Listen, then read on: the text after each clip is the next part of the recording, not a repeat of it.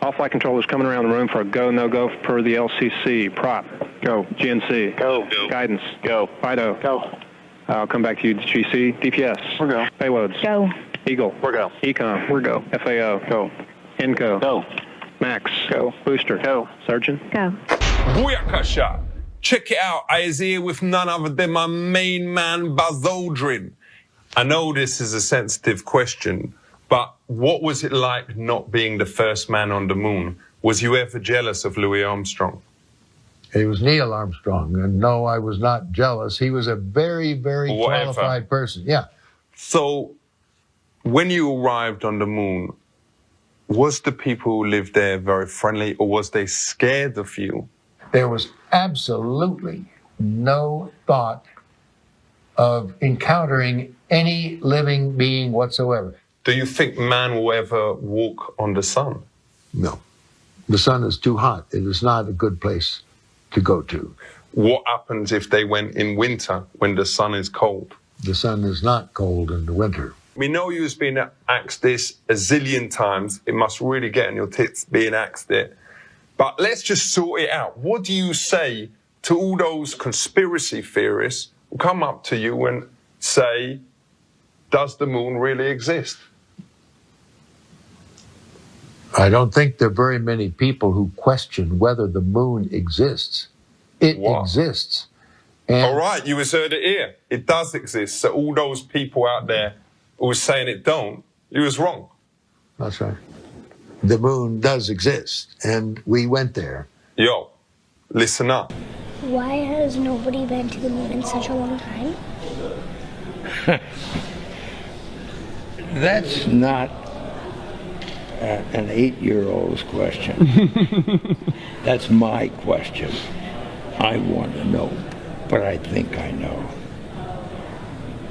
Because we didn't go there, and that's the way it happened. And if it didn't happen, it's nice to know why it didn't happen. So in the future, if we want to keep doing something, we need to know why something stopped in the past that we wanted to keep it going.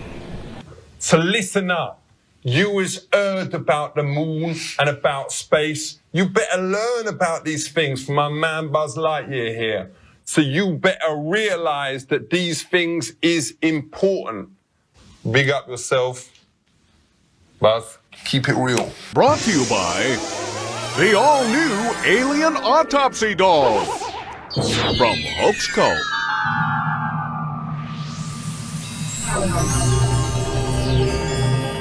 I will now open the door with my mind. I am influencing physical objects around me with the power of my brain. Do you think I did? Or did it just look that way? We have a saying in science: extraordinary claims require extraordinary proof. Things like psychic projections, visitors from outer space, physical objects passing through people's bodies, or things that just seem to defy the laws of science. Because the laws of science differ fundamentally from those. See, scientists try to understand the world. That's what we do. When we see or hear about something wild or unusual, we check it out with science. So I am now going to make a wild, way out, extraordinary claim. The world is round. Well, this is a wild claim, because if you look at the ocean or a lake, it looks flat. Look at that. Look how straight and flat that horizon is. Looks flat, doesn't it? See, it looks like a table or a board. Now, once in a while, you might see mountains or hills, but those are just like little bumps on what looks like a flat Earth. Well, here's what happened. People noticed that the place that we seem to be living would every now and then cast a shadow on the moon. And when it did, that shadow was always round. Now, the only shape we know of that always casts a round shadow is a ball. Take a look at this. It's our curvature of the Earth horizon model of science! And this blue stuff is like the ocean. And this boat, well, it's like a boat.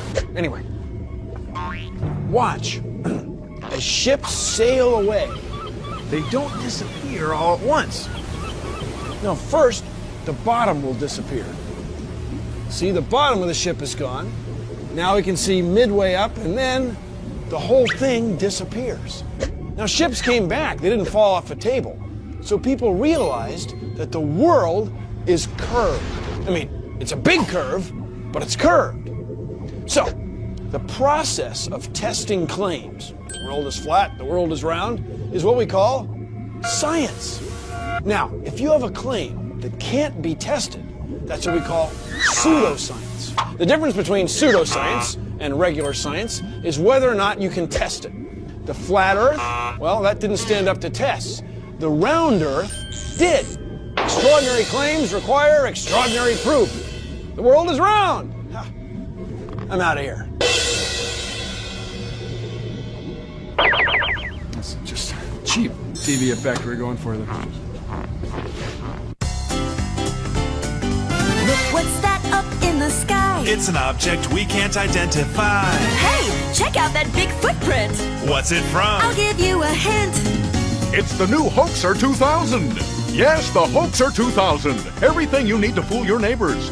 This fabulous kit includes 1 flying saucer, 2 feet, 1 alien head, and if you order now, you'll get an added bonus. We'll throw in a genuine alien abduction affidavit that you can sign and swear to your friends that you've been kidnapped by aliens. Hoaxer 2000. What are some of the easiest ways that you can prove that the Earth is round? Because apparently this is something that we're debating. I have no idea why. That's a hard thing for me to even start talking about because there are so many proofs that the Earth is round, it's difficult to know where to start. And it's not okay to think that the Earth is flat. This is not a viable argument. I have friends who have been on the International Space Station. They have orbited the Earth once every 90 minutes. You know, I have had personal experience with people that have been up in space and can see with their own eyes that the Earth is round. And of course, we've taken all these amazing pictures from space. They're so beautiful, all those pictures of the Earth. So I don't really know what's going on right now with this Earth is flat thing, but I will tell you that this is one of the things I really enjoyed teaching my own astronomy class about, because there are proofs all around you. It is not difficult to know that the Earth is round. In fact, people have known this for way more than 2,000 years. The ancient Greeks actually had a number of really elegant, wonderful proofs that the Earth was a sphere. So let's start from the simple to the slightly more complicated.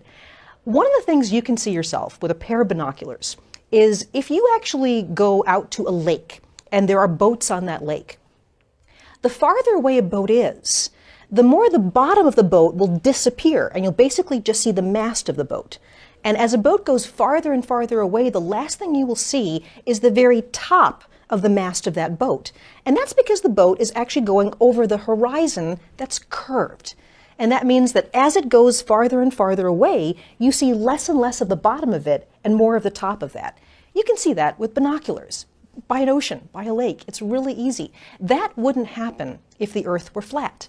You would simply see the boat getting smaller and smaller and smaller as it went farther away, but you'd be able to see the whole thing with the same proportions. This would be, to this scale, a mile away. Show us where the International Space Station is, Hubble, etc. Okay. So if the Earth were actually this size, the International Space Station would be orbiting about 1/2 inch above the surface. And that dude who jumped out of a perfectly good balloon, what's his name? Felix Baumgartner. He would have been about 2 millimeters above the surface of this globe. That's his edge of space jump.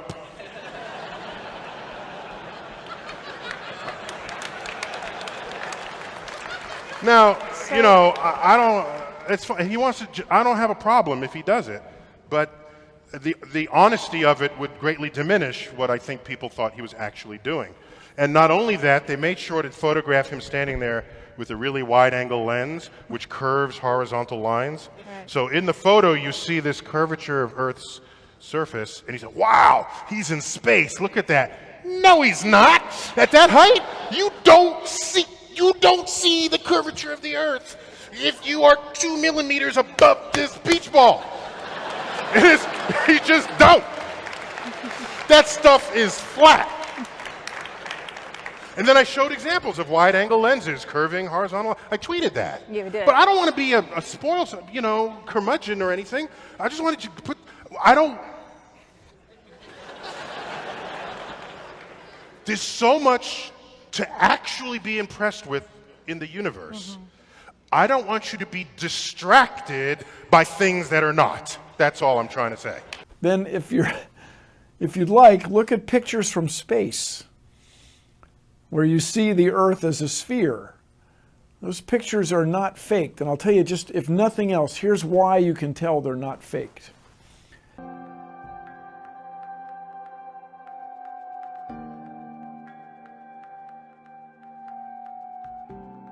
In 2002, Blue Marble 2.0, NASA's Rob Simon made this.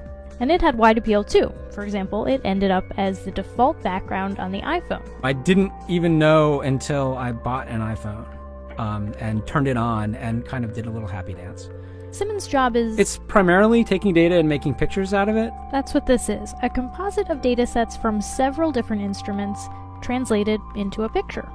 To us, the really cool thing was the data set. Up until that point, there was no realistic color map of the globe anywhere. So the land layer here comes from the moderate resolution imaging spectroradiometer aboard Terra. And the tricky part here was the weather. So we actually had to take clouds out. They stashed the clouds for later, went onto the ocean. That came from an instrument that measures phytoplankton in the sea. Where it was low, I colored it dark blue because they're low mostly in mid-oceans. And then where it's a little bit higher, it was like a little bit brighter green. Then add the clouds back in. There's a small problem with it because there's a very slight gap in between each orbit.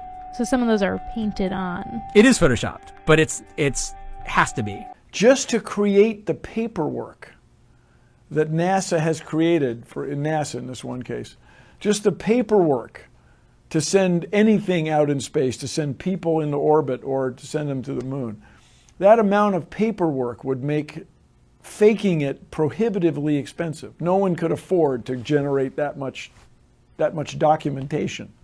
I'd go to the moon in a nanosecond. The problem is we don't have the technology to do that anymore. We used to, but we destroyed that technology, and it's a painful process to build it back again. This just got real, y'all. Uh-oh. I'm gonna tell you, looks like we've got ourselves a code red science emergency. So I'm gonna have to do something I rarely do. I gotta hit the science panic button. Science Emergency Defense Program initiated. Science Emergency Defense Program initiated. Oh my God. Science Emergency Defense Program initiated.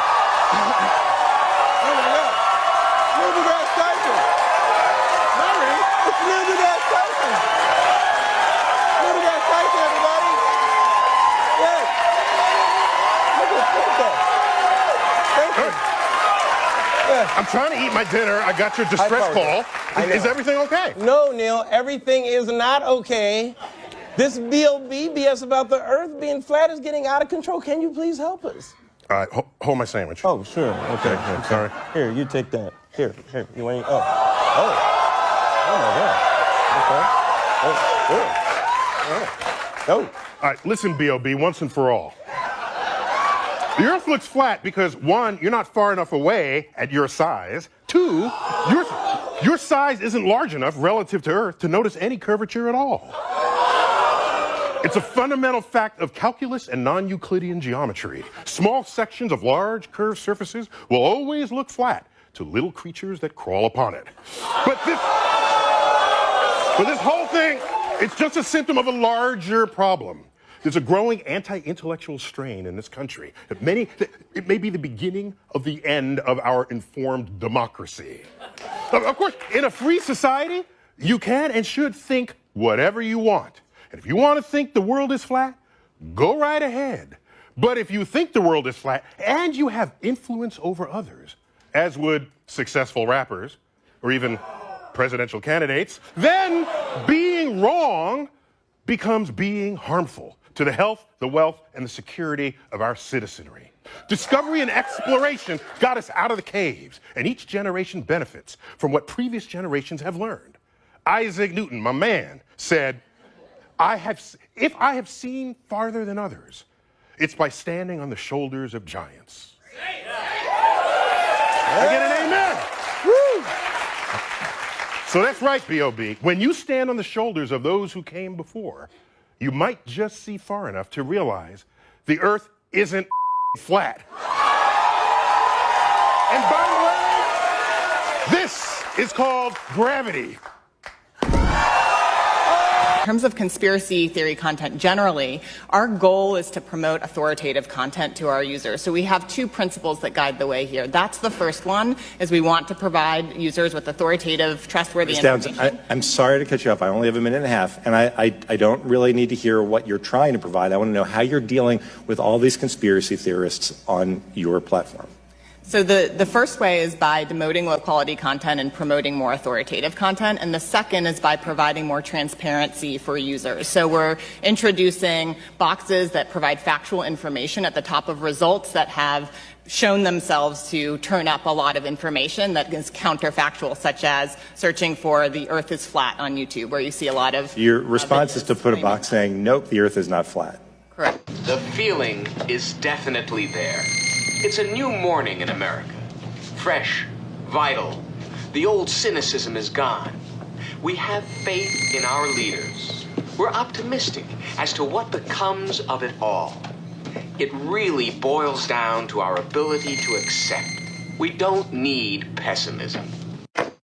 I'm an elk, a mason. Yeah, they stepped in and put something on the table that was so seductive and so hard to resist. Look, when I hung out up in the South Bronx with Africa Bombard and Melly Mel and watched the dawning of the hip-hop culture, it brought to me a profound sense of a wonderful thing that was in our future. This was an articulation that was just absolutely stunning. Yeah, then it came. All of a sudden one day somebody came up and jingled 30 pieces of silver. And all of a sudden many began and that institution of rape and profiting stepped in and corrupted and turned that thing into another being. Now I must ask you, are you saying that the white music community... They're prepared for it. They're instructed towards it. And everything locks in on it. And I think that is America, or portions of it, to reach back into the plantation and reach back into the suffering of our group and lift it up. I completely agree with you. To me, it was the same thing in Hollywood as this, that continuity, black power. We are together. I see you. You're part of my struggle. I'll carry forward some... ...defined in the national dialogue. And that is those of us who sit, other of you who sit here, who are really the children of the post-segregationist period. Who has a whole other level and a whole other set of realities in which to draw your experiences and to make your choices. And I think that how we look at each other, how we talk to one another when you talk about the past and try to project certain things for the future and what exists in the present is something that I think would be a wonderful exercise to continue. And I think sometimes the contentiousness or the clashes that we find ourselves with is that we have not understood our continuity. Their business relationship with more customers. Get the customer addicted and they will keep coming back. You know. Sure. Well, as soon as Mr. Costello gets here, I'll bring it down to you. That's fine. So, okay. Oh, by the way. What? You know that lodge I belong to, the Fraternal Order of Mud Turtles? Oh, yes. Well, they're having their national convention here next week, and I'm on the committee. Now, they asked me if I could get a couple of judges for the bathing beauty contest. It's an annual affair, you know, and I thought maybe that you two boys might help me out. But, Mr. Fields, we don't belong to your lodge. That's just it. Members of the lodge can't be judges, must be impartial outsiders. Well, and we're your boys. I knew I could depend on you. Sure. The contest will take place next Saturday. Okay, we'll be there. Good. Wait a minute. We ought to be able to work this thing out. What do you mean? Especially if you and Costello would like to do me a little favor. Why, for you, anything, Mr. Fields, anything at all. You know, just name it. My niece, she's going to enter this mud turtle bathing beauty contest, and since you and Costello are going to be the judges, I thought maybe... Oh, I see. Yes. Hmm? I imagine.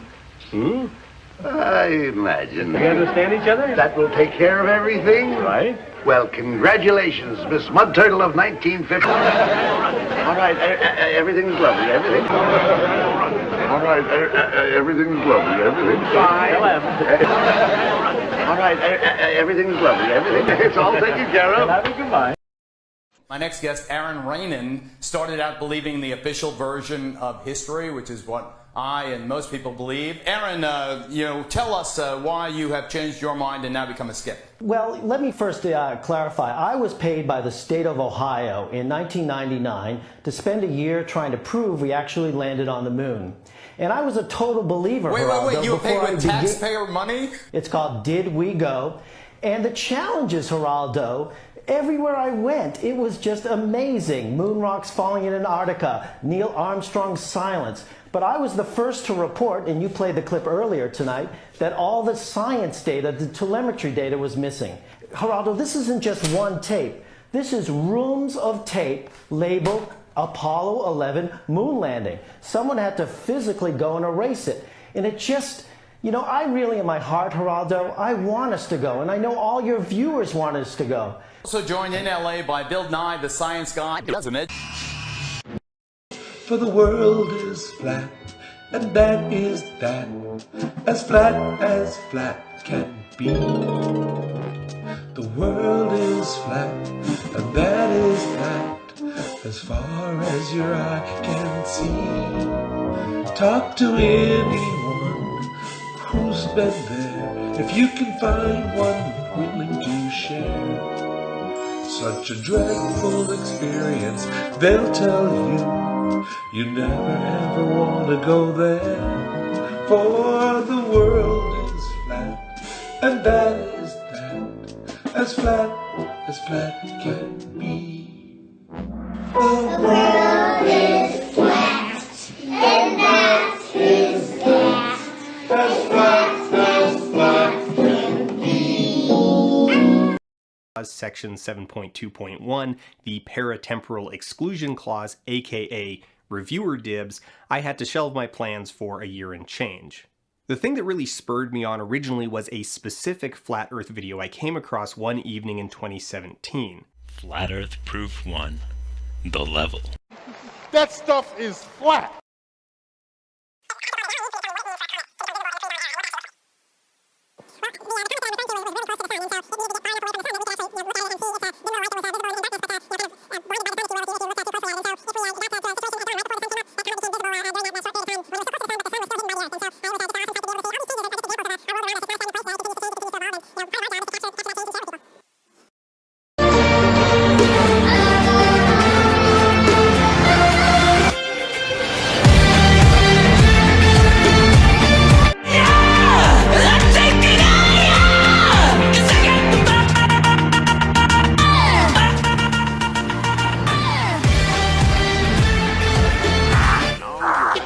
Don't see the curvature of the Earth. You just don't. That stuff is flat. Lasers. In that case, maybe I'll just take the time to tell you guys about. As far as the eye can see, the Earth is flat. Somebody that can edit that for you. Go with the flat Earth theory. You know I had to tell him. Yeah. The Earth is flat. Bro, you need to check your facts. I got high up through the roof, and I landed on the moon flat too. Flat Earth, flat Earth, flat Earth, flat Earth, flat Earth, flat Earth,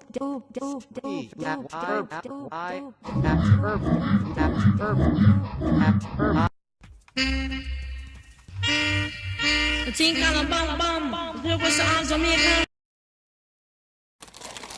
Inside the crumple bag, 2 old tapes that should have been tossed out. Check and see what happened. It's there for anybody who has eyes to see. What is this? It looks like Bikini Bottom.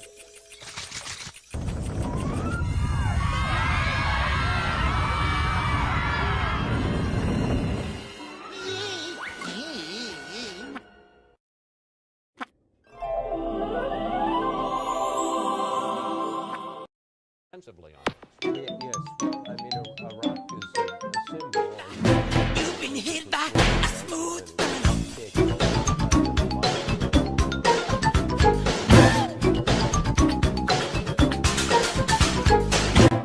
Bush decided.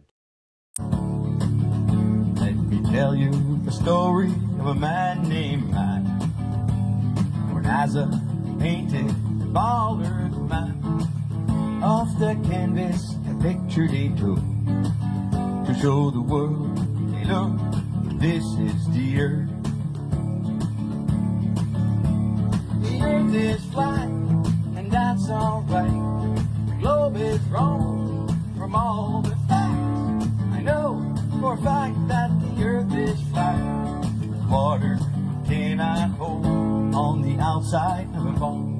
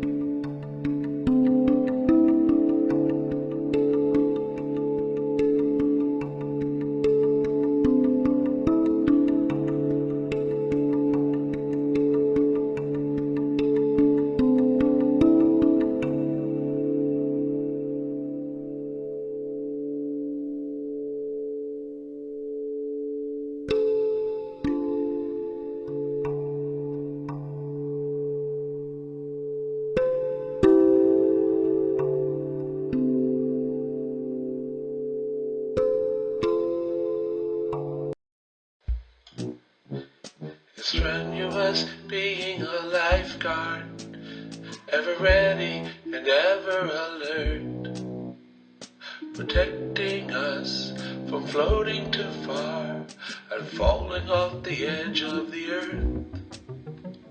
The sea, you see, has a finality, the unpleasant consequence of which is a destination far beyond our reach. The world is flat, and that is that, as flat can be. The world is flat, and that is that, as far as your eye can see. Ask anyone who's fallen off, where they land is anyone's guess. We suspect it's hotter there than here, and staying here is best.